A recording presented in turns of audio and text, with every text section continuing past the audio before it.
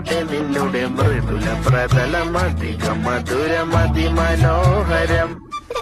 മാനത്തെ അമ്പിളി ചേലത്തെ കൊമ്പിളിൽ കൊണ്ടുവരാനായി സാധിച്ചില്ലെങ്കിലും കാറ്റിലും കോളിലും കൂട്ടുപങ്കിടാം ഞാൻ മതി വരുവോളം.